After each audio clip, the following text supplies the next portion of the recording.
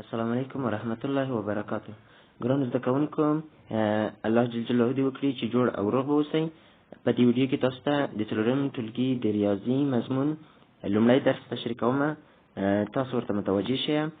د څلورم ټولګي ریاضي لومړی درس لومړی لوست کې به موږ د عددونو مقامي قیمتونه یا د عددونو طبقې او مرتبې، دا چې طبقې او مرتبې څه شی دي، په نن درس کې به تاسو ته دا زه تشریح کوم. راځو لومړی بخش ته چې پوښتنې دي. تاسو دلته وینئ چې یو څو پوښتنې مطرح شوي دي. دا پوښتنې به زه تاسو ته حل کړم، تاسو ورته متوجه شئ. لومړی پوښتنه وایي: آیا ویلی شئ چې د 6354 عدد څو رقمي دی؟ د دې لپاره چې تاسو د یو عدد د رقمونو شمیر معلوم کړئ، نو وګورئ چې هغه عدد له څو نورو عددونو څخه جوړ شوی دی. اوس دا یو عدد دی، تاسو وګورئ چې دا له څو نورو عددو څخه جوړ شوی. دغه هر یوه ته یې رقم وي.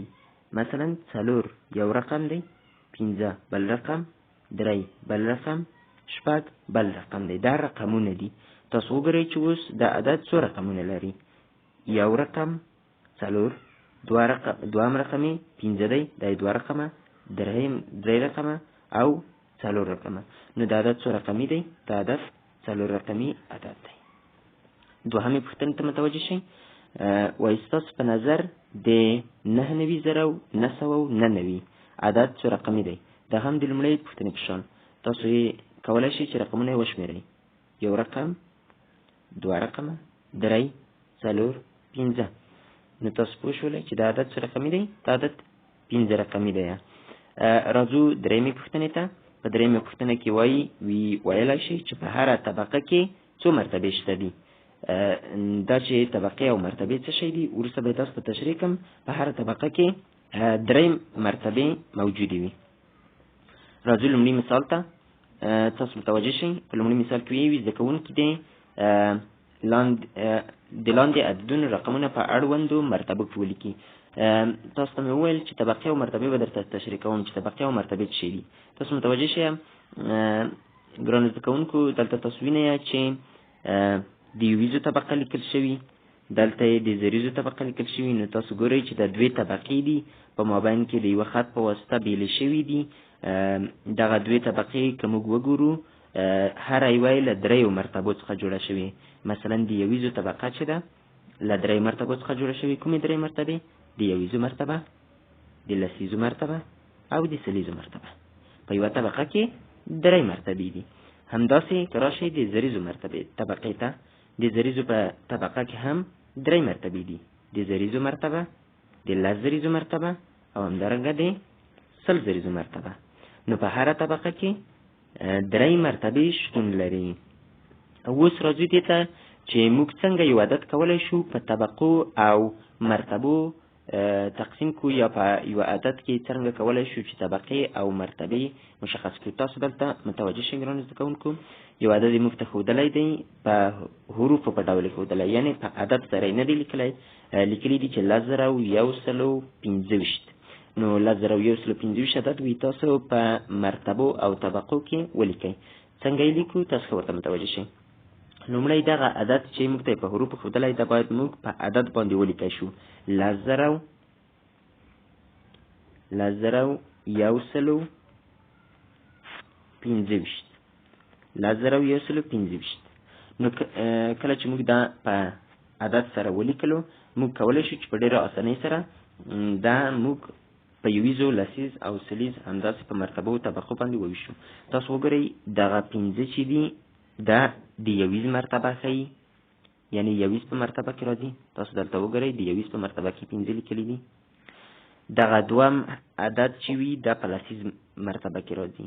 نو دغه دوم چې دی 2 دي، 2 به راځي د لسیزو په مرتبه کې. دلته یې لیکلي دي، تیار مثال حل کړی دی. درېیم عدد چې دی 1 دی. نو تاسو وګورئ چې 1 د سلیزو په مرتبه کې راځي.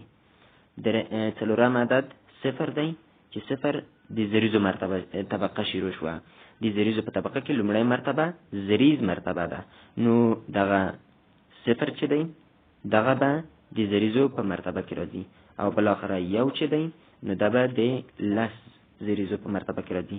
د موږ ته ښیي چې دغه عدد په 10 زرو کې دی، یعنی د 10 زریزو تر مرتبه پورې دغه عدد مرتبه ډکولای شي.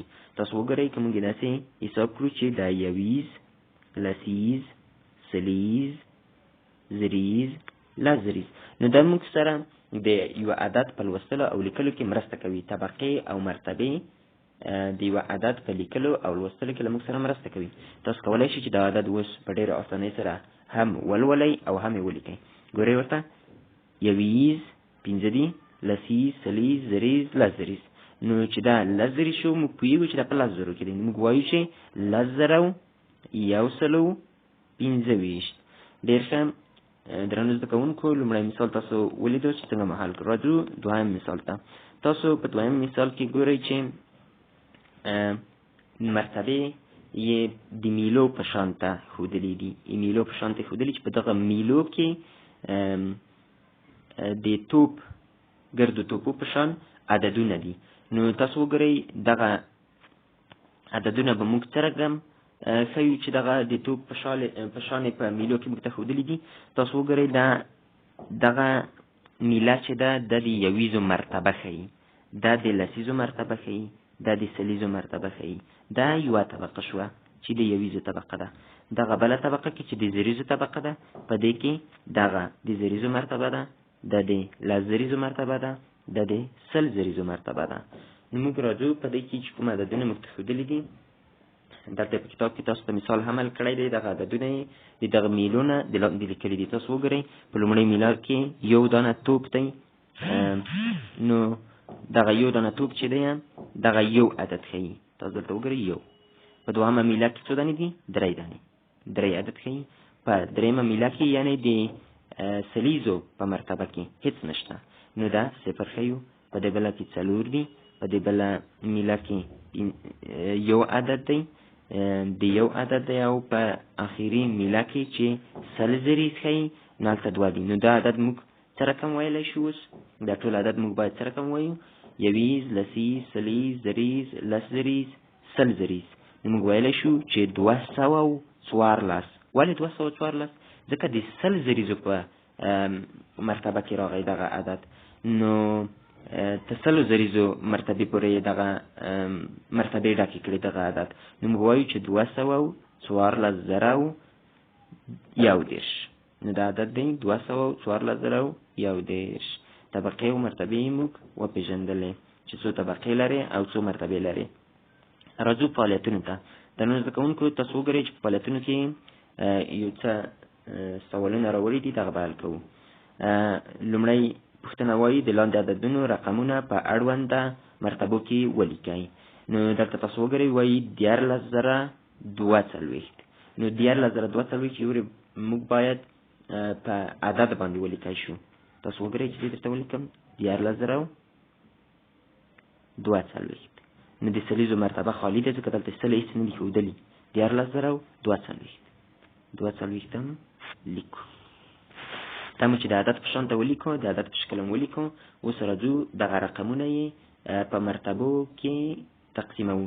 تاسو وګورئ چې لومړی عدد 2 دی. نو 2 راځي د یویزو په مرتبه کې. 4 راخلو د لسیزو په مرتبه کې. 0 راخلو د سلیزو په مرتبه کې. سلیز یې 0 دی. او زریز چې دی 3 دی. لزریز 1 دی. نو دغه عدد مو کولی شوئ چې په مرتبو کې ولیکو. راځو بل عدد ته. تاسو بل عدد ته وګورئ 45,101. دا عدد هم یو باید په عددي شکل رقم ولیکو. په عددي شکل یې ولیکو. دلته موږ ته د حروفو په شکل لیکلی. موږ یو باید د عدد په شکل ولیکو، بیا یې وروسته په مرتبو کې لیکلی شو. موږ 45,101. تاسو ورته متوجه شئ. 45,101. نو دا چې ولیکو د اوس رقم په مرتبو کې تقسیموو موږ. تاسو ښه متوجه شئ. لومړی عدد یویز دی. یویز راڅو د یویز په مرتبه کې لیکو. دوهم یې چې 0 دی لسیز دی. د لسیز په مرتبه کې لیکو. دریم یو دی چې په سلیز کې راځي. څلورم یې 5 دی چې په زریز کې راځي. او شپږم یې تاسو وینئ چې 4 دی، نو 4 یې په لاس زریز مرتبه کې راځي. دغه عدد موږ څرنګه ویلی شو؟ 45,100 یو تاسو ولیدو چې څنګه مې په مرتبو کې ولیکلو. راځو بل مثال ته. تاسو دلته متوجه شئ، دلته بیا د میلو په شکل ته موږ ته عددونه راکړي دي. دغه د میلو په شکل وي، تاسو د عدد په شکل ولیکئ. دا د توپو په شکل په میلو کې توپونه موږ ته ښودلي دي چې دا عددونه ښیي. نو دغه عددونه تاسو وګورئ چې زه څه رقم دلته لیکم. ښه متوجه شئ. په لومړۍ میله کې چې د یویزو مرتبه ښیي 4 دانې توپونه دي، نو دغه 4 دانې توپونه د 4 عدد ښیي.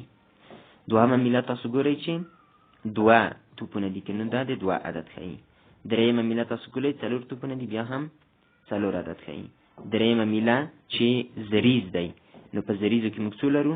3. بله میله چې 10 زریز ښیي 2 دي پکې. بله میله چې 100 زریز ښیي 1. نو دغه عدد تاسو ولیدئ چې موږ څرنګه په مرتبو کې ښودل شوی و، موږ څرنګه دغه عدد له مرتبو څخه راجلا کوو و ملیکای شوی. نو دا که موږ وګورو دا عدد به څرنګه موږ وایو؟ موږ به داسې وایو چې یویز، لسیز، سلیز، زریز، لزریز، 100 زریز. نو دا عدد موږ پوهېږو چې په 100,000 کې دی. موږ داسې وایو چې 123,000 424. دا عدد مو ویلی شئ. راځو د بل عدد ته. تاسو په نورو میلو کې ګورئ، په دې کې هم د توپو په شکل سره عددونه ښودل شوي. دغه را جدا کوو او وروسته عدد موږ کولی شو چې ووایو. دغه طبقې ښیي. ګرانو زده کوونکو، دغه یویزونه چې لیکلي، زرزونه، دغه څه شی ښیي؟ د طبقې ښیي. نو په هره طبقه کې تاسو وګورئ 3 میلې دي. نو هره طبقه څو مرتبې لري؟ 3 مرتبې لري. تاسو وګورئ عددونه یې موږ ګورو. دغه عددونه چې تاسو وینئ توپونه دغه عددونه ښیي. 4 یویز په مرتبه کې 4 دي. د لسیز په مرتبه کې تاسو ګورئ 3 دي. د سلیز په مرتبه کې ګورئ 2 دي. د زریز په مرتبه کې ګورئ 1 دی. د 10 زریز په مرتبه کې وګورئ 4 دي. د 100 زریز په مرتبه کې وګورئ 1 دی. اوس دا عدد څرنګه موږ ویلی شو؟ یویز، لسیز، سلیز، زریز، لزریز، 100 زریز. نو دا عدد موږ پوهېږو چې په څو کې دی؟ په 100,000 کې دی. موږ ویلی شو چې 141,000 200